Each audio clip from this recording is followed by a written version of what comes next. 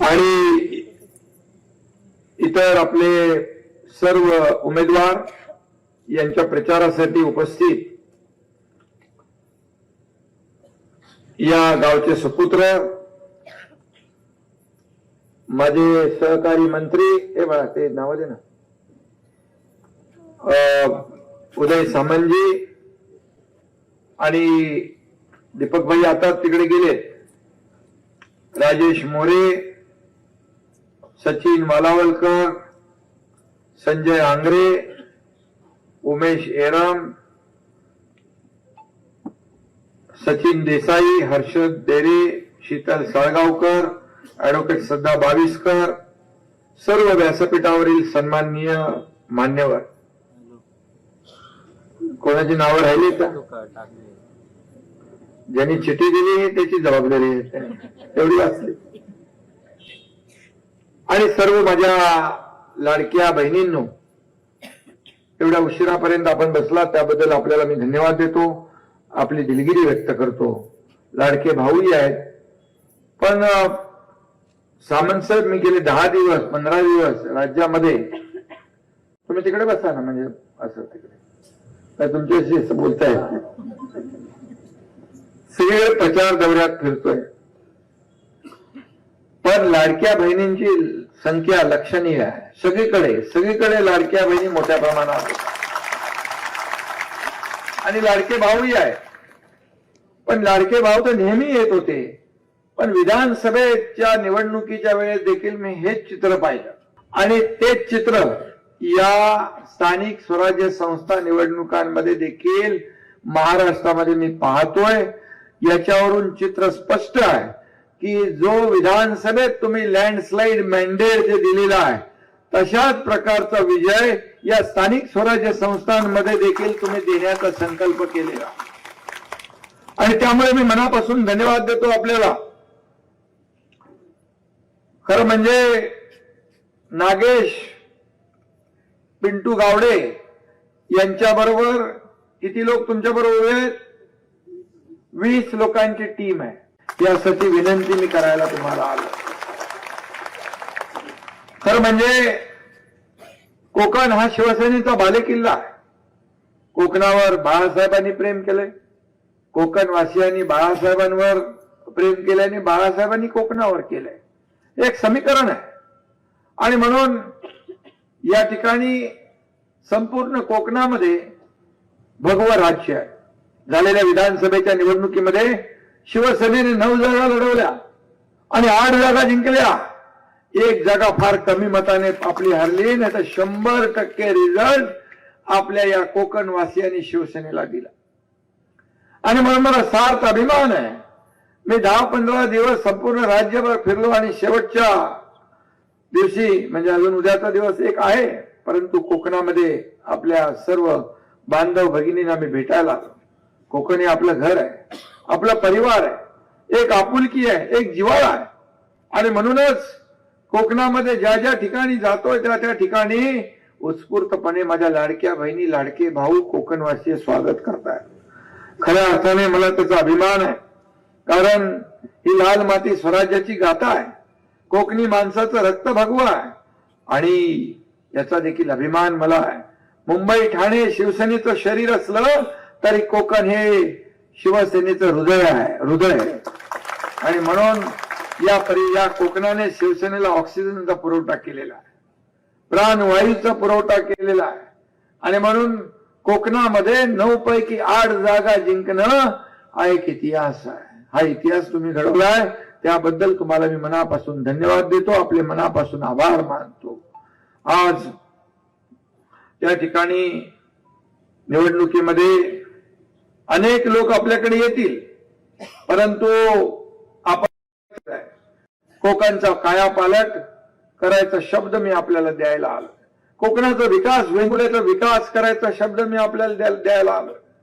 यात तिथे आपल्या खऱ्या अर्थाने बॅरिस्टर नाथताई साहेबांची भूमी आहे आणि हे खरं म्हणजे आपल्या अनेक भारतरत्न झाले त्यांची भूमी आहे. आणि कोकणाने अनेक भारतरत्न दिली, अनेक महान व्यक्ती कोकणाने दिल्या.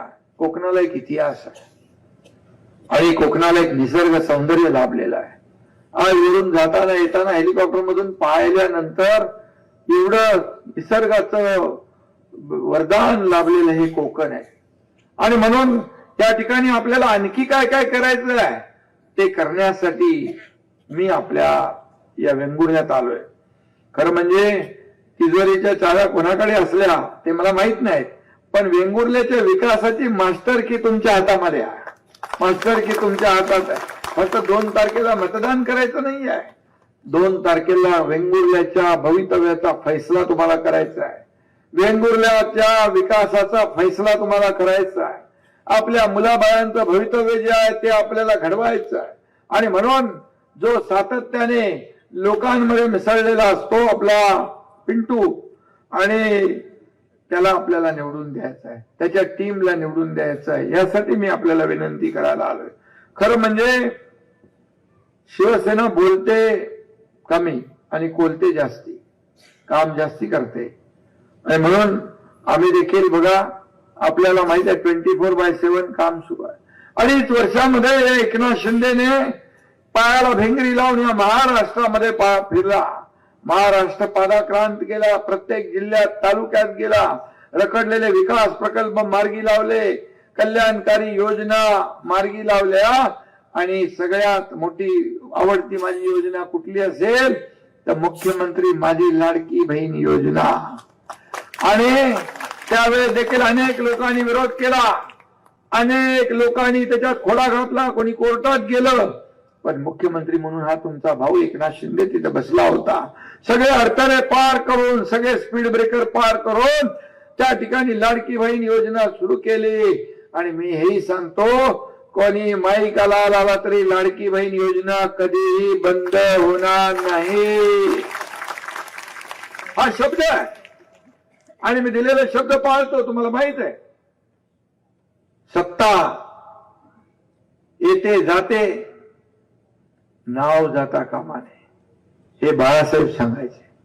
आणि म्हणून मुख्यमंत्री होतो, उपमुख्यमंत्री, अनेक मंत्रीपद आहेत, पण सगळ्यात महत्वाचं मला या महाराष्ट्रातल्या लाडक्या बहिणींचा लाडका भाऊ ही मिळालेली ओळख सगळ्यात मला मोठी आहे, सगळ्यात मानाची आहे. आणि म्हणून मी भाग्यवान आहे. अनेक बहिणींच्या सक्सेस स्टोरी माझ्याकडे येत आहे. या लाडकी बहीण योजनेमधून काय काय करताय, घरातला प्रपंचाला लावताय, काही लोक छोटा मोठा व्यवसाय करतायत आणि त्याचा मला आनंद आहे. आणि आम्हाला फक्त तुम्हाला या योजनेवर थांबून द्यायचं नाही, या योजनेसह माझ्या लाडक्या बहिणींना स्वतःच्या पायावर उभं करायचं आहे, व्यवसायाभिमुख करायचं आहे. आमच्याकडे अनेक योजना आहेत, आपल्या उद्योग खात्याच्या योजना आहेत, बचत गटाच्या योजना आहेत. आणि म्हणून या लाडक्या बहिणींना स्वतःच्या पायावर उभं करून आम्हाला लखपती झालेलं बघायचं आहे, लखपती झालेलं बघायचं आहे. हे मी बोलतोय ते पूर्णपणे लक्षात ठेवा, मी काय बोलतोय, कारण हे आम्हाला हे करायचं, हे आमचं स्वप्न आहे. कारण ह्या लाडक्या बहिणी स्वतःचा प्रपंच चालवतात, काटकसर करतात, कसा महिना काढायचा हे बघतात. मी देखील एक सर्वसामान्य कुटुंबातून आलोय, मी शेतकऱ्याच्या कुटुंबातून आलोय, मी गरिबी पाहिली आहे, माझ्या आईची पत्नीची काटकसर पाहिली आहे, महिना चालवताना डोळ्यातली कणाव पाहिली आहे. माझ्या लक्षात आहे बरोबर त्यावेळेचे दिवस. आणि मी जेव्हा मुख्यमंत्री झालो तेव्हा बरोबर मी ठरवलं माझ्या महाराष्ट्रातल्या तमाम माता भगिनींसाठी काय करता येईल, आणि त्याच्यातूनच लाडकी बहीण योजना जन्माला आली. याचा मला सार्थ अभिमान आहे, सार्थ अभिमान. आणि म्हणून अनेक अडथळे आले, परंतु ते पार करून आपण ही योजना सुरू केली, प्रभावीपणे अंमलबजावणी आपण करतोय. लेक लाडकी लखपती योजना केली, मुलींचं शिक्षण झालं पाहिजे मोफत, ते केलं. एसटी मध्ये 50% सवलत दिली. आतापर्यंत वडिलांचं नाव आपल्या नावासमोर होतं, आता आईचं नाव देखील लावण्याचा निर्णय आपण घेतला. हा देखील एक ऐतिहासिक निर्णय आपल्या राज्याने घेतला, सरकारने घेतला.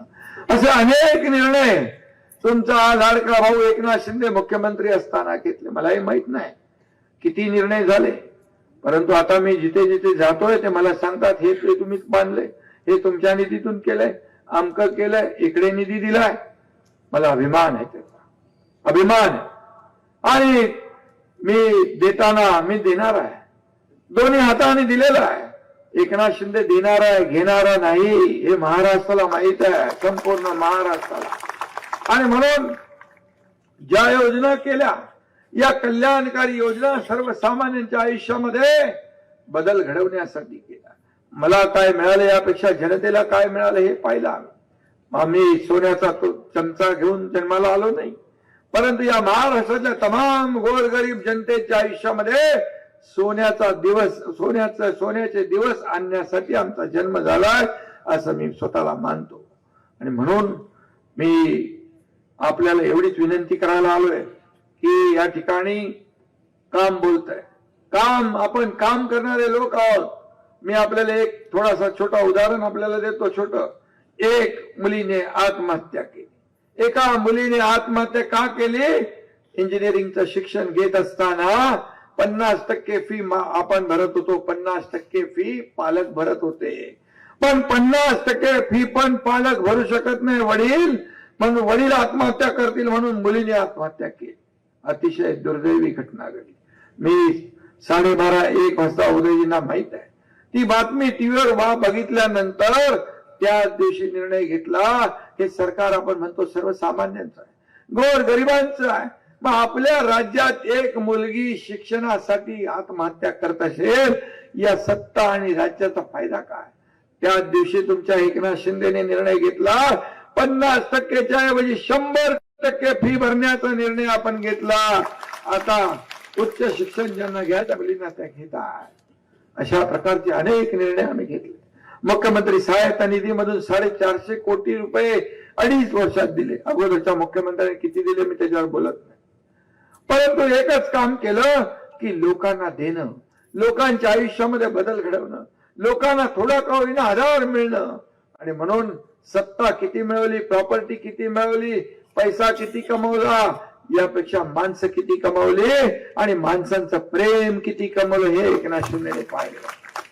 आणि म्हणून मी आपल्याला एकच सांगतो की काही लोक येऊन इथं बोलून गेले, काही काँग्रेसवाले, अरे काय आरोग्य काय देणार, आरोग्याच्या सुविधा देणार, आणि अरे बाबा पहिलं तुमचं आरोग्य तर जपा आणि नंतर आमचं आरोग्य बघा.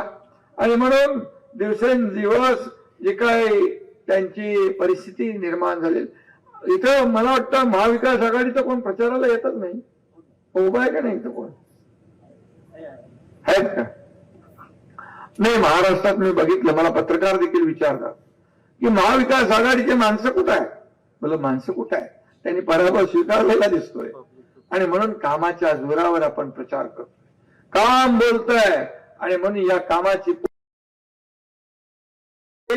तशीच अपेक्षा आम्हाला तुमच्याकडून या वेंगुर्ल्याच्या निवडणुकीमध्ये आहे. आणि म्हणून मी एवढ्या लांब दूरवर आपल्याला भेटायला आलोय.